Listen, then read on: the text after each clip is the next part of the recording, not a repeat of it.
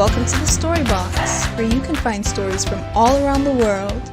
I'm Z, and today I'm bringing you a wonderful story from West Africa about someone very special. His name is Ananse. Ananse is quite famous in African stories. Sometimes he's a man, and sometimes he's a spider. Ananse is very clever and has lots of adventures. But sometimes he gets into a lot of mischief. Today, we're going to hear about one of his many adventures and find out what he does this time. So sit tight and get ready to listen. Ananse and the First Fire. Long ago, when the earth was still new, there were no men yet, and only animals inhabited the earth. The animals had water that flowed from the streams to drink, and they had fruits from trees to eat. They had the sun to light the day, and the moon and the stars to light the nights. But there was no fire in the world, and the earth was very, very cold, and the animals could do nothing about it. But one day, there was a great storm that lasted for many days and for many nights. There was thunder and lightning that flashed in the sky, and all the earth was cloaked in darkness. It was the greatest storm that the world had ever known. All the animals ran to their homes and stayed there, waiting for the storm to end. When the storm was over, the animals saw something very strange. On an island in the distance, not too far away, they saw something very unusual. It was bright and orange and flickered through the trees. It roared with life, eating up everything in its path and leaving only ashes to be blown away by the wind. And even from where they were, they could feel the heat coming from the island.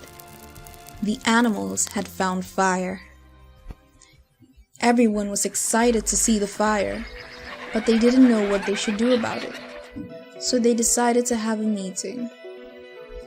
Lion, the king of the animals, gave a roar and called everyone to the meeting. And all the animals came. Every insect, every bird, every animal that could swim. All of them came to the meeting to decide what to do about the fire.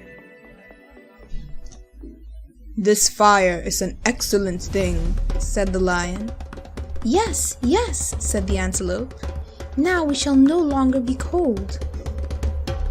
"We must bring the fire here," said the elephant. "But how will we bring it?" he asked. "We must send somebody to bring the fire," said Lion. "I cannot go," said the giraffe, "for I can neither swim nor fly." "Neither can I," said Antelope. "Nor I," said the hyena. "I can go," said Crow. We can go," said all the birds and all the animals that could swim. "Crow will go," said Lion. "He is strong and can bring back the fire." And all the animals agreed. Now in those days, Crow was very different from how we know him today.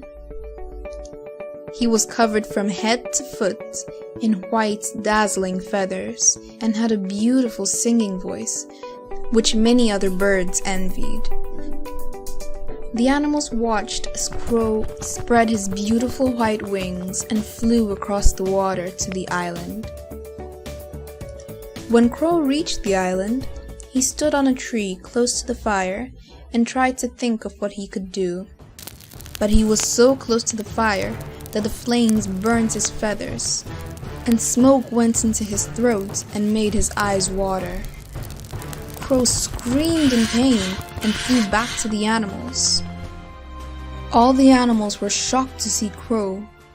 His feathers were no longer white, but a pitch black burnt from the flames.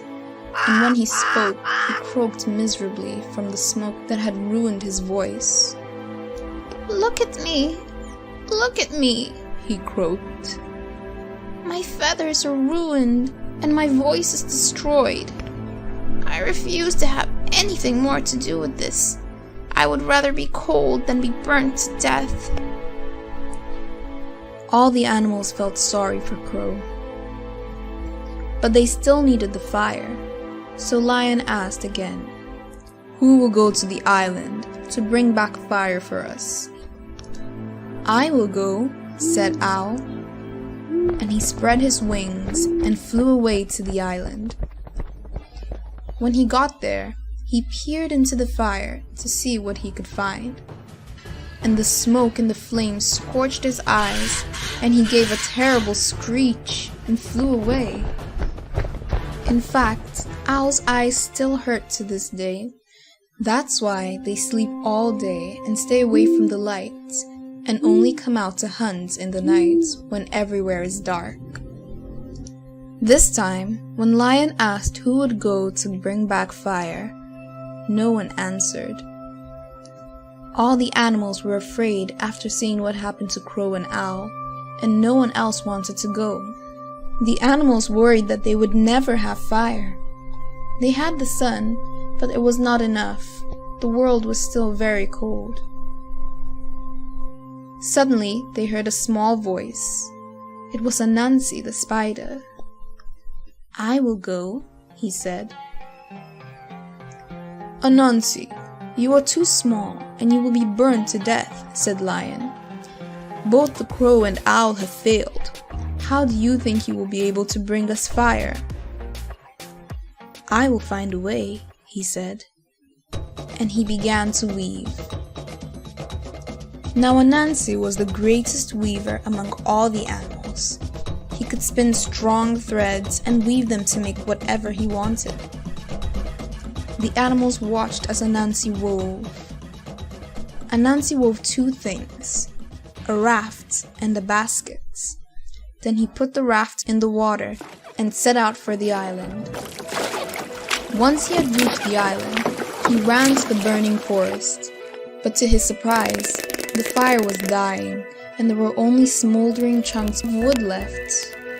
Ananse put a small piece of burning wood into the basket and carried it and began to run back. But as he was running, he kept tripping and dropped the basket. This happened 3 times. Then Ananse had an idea. He wove a strong rope and tied the basket to it.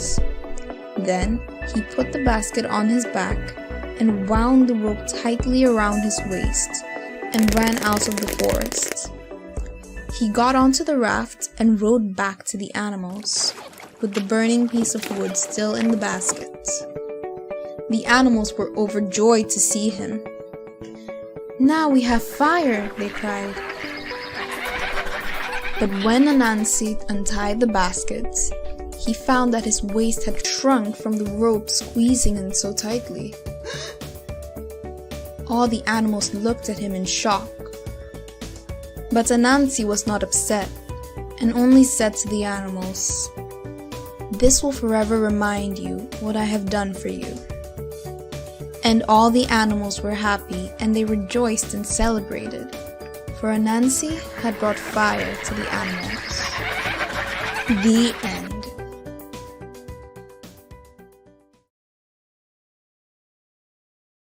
And that was the story of Ananse and the first fire.